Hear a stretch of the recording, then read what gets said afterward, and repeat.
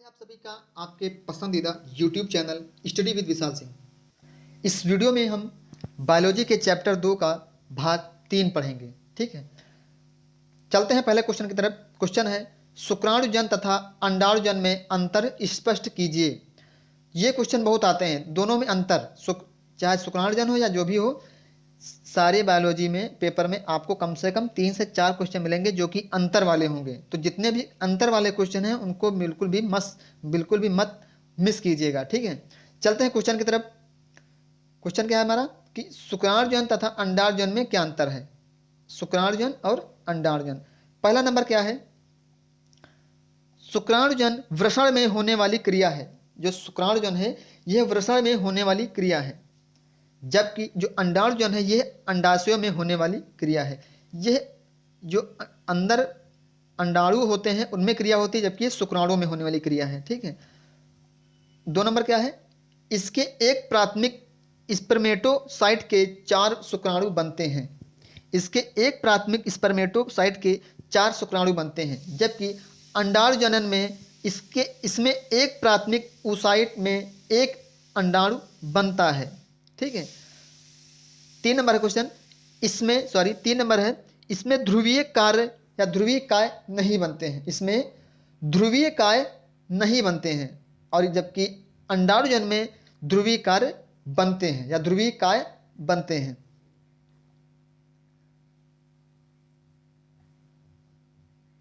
इसमें अपेक्षाकृत कम समय लगता है।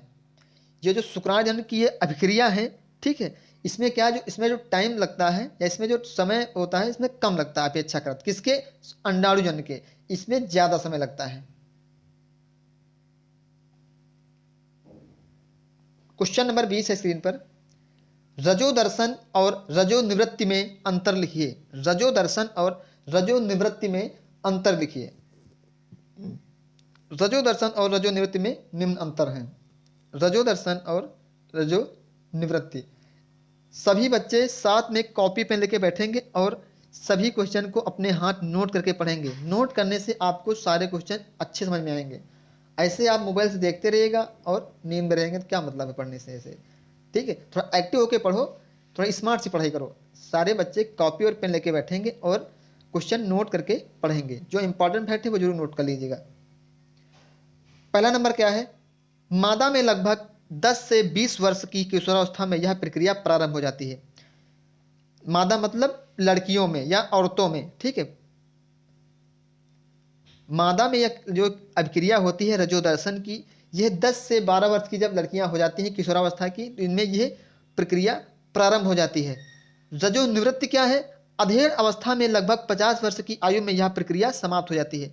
यानी जब अधेड़ावस्था की आयु आ जाती है उस समय ये जो क्रिया है रजोनिवृत्ति, ये धीरे धीरे समाप्त हो जाती है। 2 नंबर है कि हर 28 दिन बाद रक्तस्राव 4 से 7 दिन तक होता है, जिसे मासिक धर्म कहते हैं। ठीक है, या पीरियड बोलते हैं जिसे, वो लगभग हर 28 दिन के बाद 4 से 7 दिनों तक के लिए होते हैं। इनका टाइम निश्चित नहीं है, 4 से 7 दिन लगभग लगते हैं। जबकि रजोनिवृत्ति में यह रक्तस्राव बंद हो जाता है। इसमें जो रक्तस्राव होता है यह बंद हो जाता है। इंपॉर्टेंट क्वेश्चन है।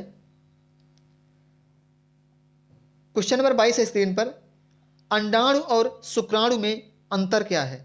अंडाणुओं में और शुक्राणुओं में क्या अंतर है। सभी बच्चे इस चैनल को सब्सक्राइब कर लेंगे ताकि आपको बायोलॉजी से या केमिस्ट्री, मैथ, इंग्लिश जो भी आपको पढ़ना है, सारा का सारा मैटर आपको इसी चैनल पर मिल जाएगा। ठीक है, अगर आप चैनल को सब्सक्राइब कर लेंगे, बेल आइकन प्रेस कर देंगे, तो आपको जो भी वीडियो डाली जाएगी आपको तुरंत मिल जाएगी। ठीक है, तो अंडाणु और शुक्राणु में आपको अंतर बताना है। पहला नंबर है, यह मादा जनन कोशिका है। ये जो अंडाणु वाली अभिक्रिया है ये हमेशा मादा जनन कोशिका या मादा में होती है, जबकि शुक्राणु यह नर जनन कोशिका है। अंडाणु वाली अभिक्रिया मादा में होती है, जबकि शुक्राणु की अभिक्रिया नर में होती है। 2 नंबर है, शुक्राणु की अपेक्षा आकार में बड़ा होता है। यह शुक्राणु की अपेक्षा आकार में बड़ा होता है। जो अंडाणु होता है यह बड़ा होता है, किसकी अपेक्षा, शुक्राणु की अपेक्षा।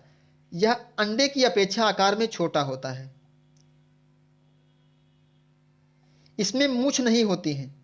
भाई मादा किसको कहते हैं, स्त्री को या लड़कियों को, ठीक है। तो उनमें मूछें कहाँ होती हैं, ये तो प्रैक्टिकल वर्ड है ना, सभी लोग जानते हो मूछें कहाँ होती हैं।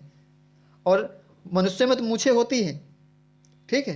किसके कारण होती है, शुक्राणुओं के कारण, जबकि अंडाणुओं में मूछें नहीं होती या मादा के में मूछें नहीं होती हैं। कभी कभी किसी के छोटे छोटे रोए निकल आते हैं, लेकिन वो मूछ में नहीं आते हैं, ठीक है। यह तैर नहीं सकते, यह तैर नहीं सकते। क्या नहीं तैर सकते, अंडाणु। अंडाणु जो होते हैं ये तैर नहीं सकते हैं, जबकि जो शुक्राणु होते हैं पूंछ की सहायता से तैर सकते हैं।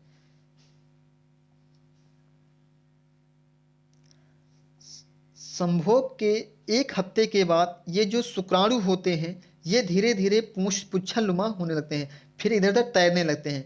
कुछ समय पश्चात 2-3 हफ्ते के बाद यह आमाशय के या बच्चेदानी के साइड से सट जाते हैं और अपनी एनर्जी लेना स्टार्ट कर लेते हैं, ठीक है।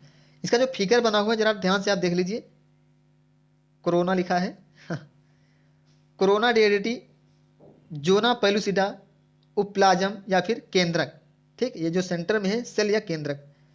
शुक्राणु का भी फिगर बना हुआ है जैसे कि दिखाया था, मछली नुमा।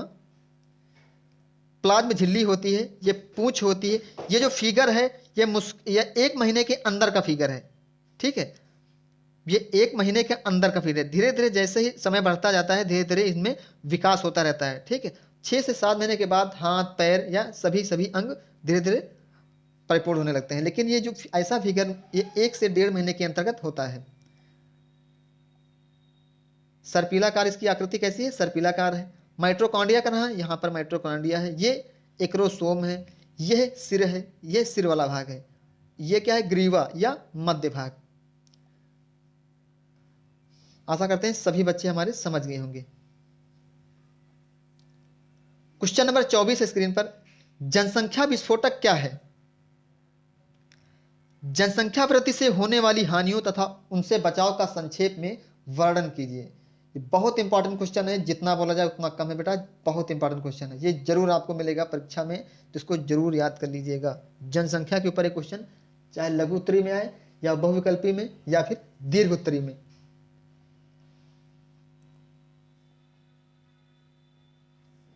क्वेश्चन हमारा है कि जनसंख्या विस्फोट क्या है। जनसंख्या वृद्धि के लिए होने वाली हानियों तथा उनसे बचाव का संक्षेप में वर्णन कीजिए।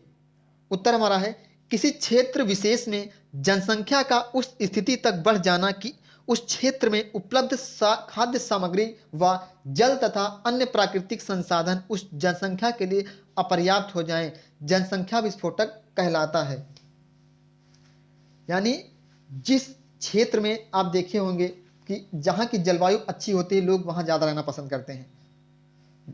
जिस क्षेत्र की जलवायु अच्छी होती है वहां लोग ज्यादा रहना पसंद करते हैं, ठीक। जैसे यूपी की है, यूपी जो है ये इसकी जलवायु बहुत ही अच्छी मानी जाती है, इसलिए सबसे ज़्यादा जनसंख्या यहीं पर है। गोवा है, सिक्किम है, यहाँ पर देखिएगा आपको आबादी बहुत कम मिलेगी, क्योंकि केरल है, यहाँ पर काफ़ी ज़्यादा कष्ट सहने पड़ते हैं। भोजन से रोजगार संबंधित है, तमाम जो हैं दिक्कतें यहाँ झेलनी पड़ती हैं। जबकि दिल्ली है, यूपी, इन सब राज्यों में एक सुविधा अनुसार सब कुछ मिलता है, इसीलिए देखा होगा कि यहाँ पर जनसंख्या बहुत ज़्यादा रहती है।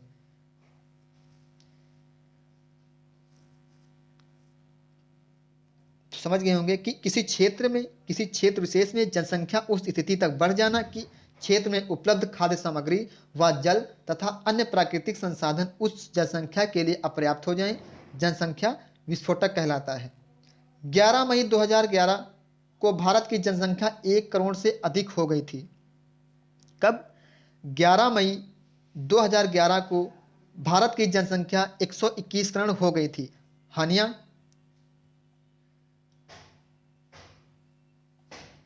इसकी हानियां क्या हैं? अपर्याप्त भोजन, कुपोषण आदि के कारण बच्चों की मृत्यु दर का बढ़ना तथा दुर्बल संतानोत्पत्ति उत्पन्न होना। जब सही भोजन मिलेगा नहीं, भाई सारा दिन जब मजदूर काम करेंगे, ठीक है, उन्हें जब पर्याप्त भोजन नहीं मिलेगा तो रोग से ग्रसित होंगे ही। उनकी जो आने वाली संतानों में भी पोषण की कमी होगी, यानी वो कुपोषण होंगे, और उनकी जो संतानें होंगी वो दुर्बल संतानें उत्पन्न होंगे, यानी उनका भी वही हाल होगा। 2 नंबर है अपर्याप्त आवास के कारण गंदे स्थानों पर रहना। अपर्याप्त आवासों के कारण गंदे स्थानों पर रहना, जिनके अनेक बीमारियां फैल सकती हैं।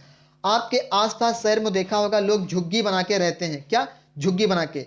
वहाँ काफ़ी सारे रहते हैं, यानी वहाँ पर आप अगर चले जाएंगे तो इतनी बदबू करती है। क्यों?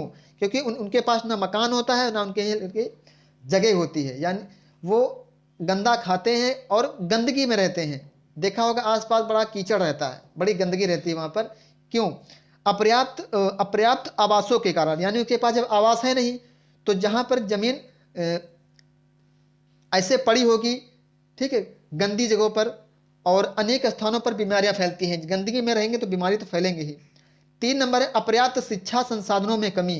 उनके पास इतनी गरीबी होती है कि उसे अपना भोजन ही या अपने परिवार का भरण पोषण ही कर लेते हैं। वो शिक्षा से काफ़ी दूर रहते हैं। और संसाधनों कमी, संसाधन मतलब दैनिक आने जाने का है या खाने पीने का है, टीवी सीडी हो गया, पढ़ने का है, बैठने का है, सभी संसाधन हो गए, ठीक है, इनकी काफ़ी मात्रा में उनको कमी रहती है।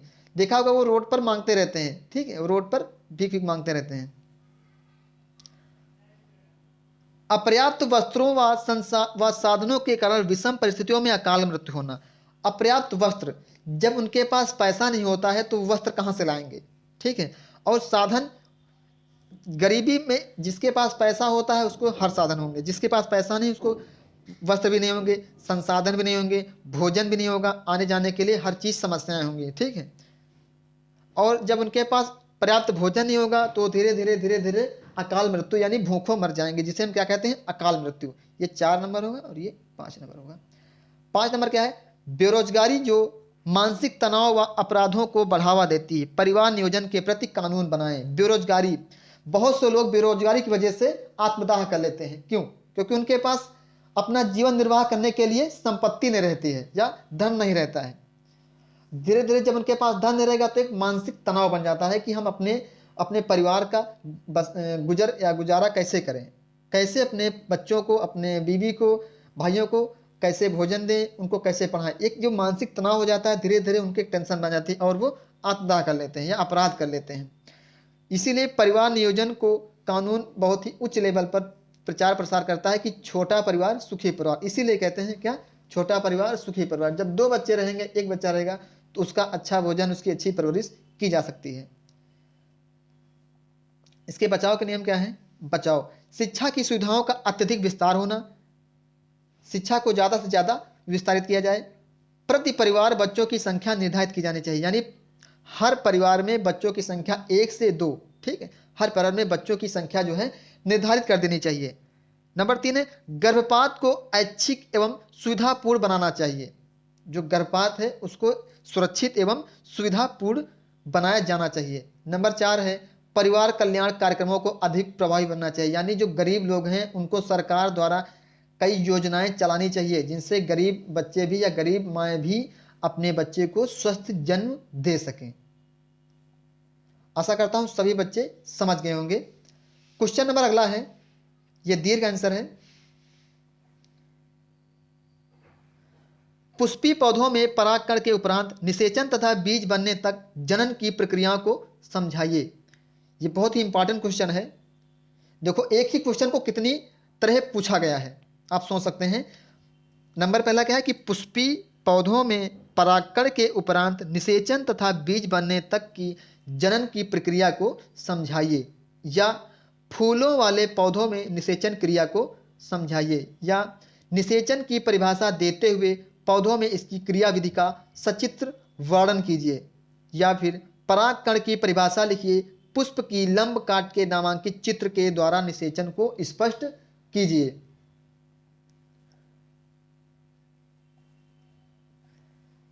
उत्तर है हमारा पौधों में परागण से बीज, पौधों में परागण से बीज निर्माण तक की अवस्थाएं। पहला नंबर क्या है? परागकण तथा परागण। पराग कोषों में परागकण बनने की क्रिया के बाद आवश्यक है कि परागकणों के नर केंद्रक मादा युग्मक तक पहुंचते हैं। जो परागकणों के नर केंद्रक हैं वो मादा युग्मक तक पहुंचते हैं। पुष्प के पराग कोष से परागकणों के उसी पुष्प तथा उसी पुष्प तथा अथवा दूसरे पौधों के किसी पुष्प के वर्तिकाग्र पर पहुंचने की क्रिया को परागण कहते हैं। यहां पर देखिए पुष्प का संपूर्ण भाग बना हुआ है, इसको समझते हैं। ये क्या है? कांटे हैं, ठीक है, ये कांटे हैं। वर्धी केंद्रक, कैसे केंद्रक है? वर्धी केंद्रक। इसका क्या है? जनन केंद्रक है, ठीक, ये वर्धी केंद्रक है। बाह्यचोल, अंतःचोल, ये सभी फिगर आपकी बुक में बने होंगे, आपकी बुक में बने होंगे, उसको विधिवत समझ लीजिएगा। और ये फिगर कम से कम 2 से 3 बार जरूर प्रैक्टिस कर लीजिएगा, क्योंकि ये फिगर आपको वहां पर बनाना पड़ेगा, वहां पर आप फिर बनाने में ना पिछड़ें, ठीक है। इसलिए आप इसको काफी ज़्यादा से प्रैक्टिस कर लेना ताकि आपको फिगर बनाना आ जाए, ठीक है। अंडाशय, पराग नलिका, पुंकेसर, पुतुंतु, पराग नलिकाएं, वर्तिकाग्र, परागपुट, परागण, वर्तिकाग्र पर उपस्थित परागण, परागकोश, नर युग्मक। कौन से युग्मक है? नर युग्मक। वर्तिका, भ्रूण कोश, बीजांड या फिर बीजांड द्वार, दलपत्र, ये सभी के सभी पौधे के या पुष्प के भाग हैं। परागकण तथा उसकी आंतरिक संरचना, परागकण पराग नलिका का बनना तथा एक पराग नलिका का बीजांड के अंदर प्रवेश। हेडिंग नंबर 2 यहां पर परागकण का अंकुरण। परागकण के द्वारा वर्तिकाग्र पर आए हुए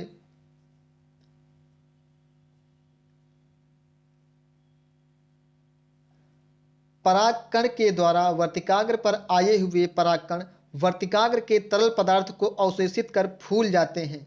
उनका अंतः कवच अंकुरण छिद्र से एक नलिका के रूप में बाहर निकलता है, जिसे हम क्या कहते हैं? पराग कहते हैं। क्या कहते हैं? हम पराग कहते हैं। इस समय परागण का केंद्रक 2 केंद्रों वर्धी केंद्रक तथा जनन केंद्रक में विभाजित हो जाता है। यानी जो परागकण होता है 2 केंद्रों में हो जाता है, जनन केंद्रक और मादा केंद्रक, वर्धी केंद्रक तथा जनन केंद्रक, वर्धी केंद्रक तथा जनन केंद्रक में विभाजित हो जाता है। वर्धी केंद्रक नलिका में आ जाता है और नलिका केंद्रक कहलाता है। ये जो वर्धी केंद्रक है नलिका में आ जाता है और नलिका केंद्रक कहलाता है।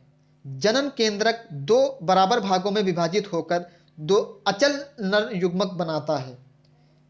ये जो जनन केंद्र है ये 2 बराबर भागों में विभाजित हो जाता है और अचल नर युग्मक बनाता है जो पराग नलिका में आ जाते हैं।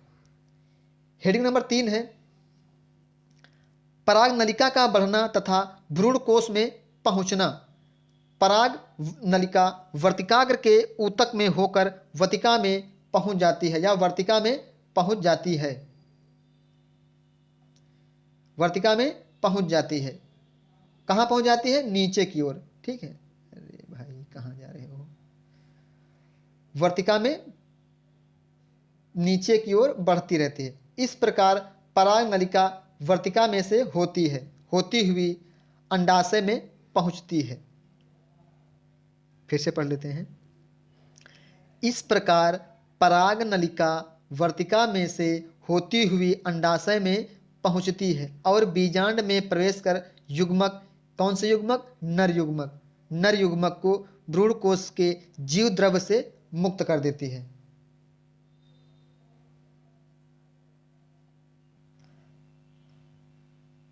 अगली हेडिंग है निषेचन। क्या है? निषेचन।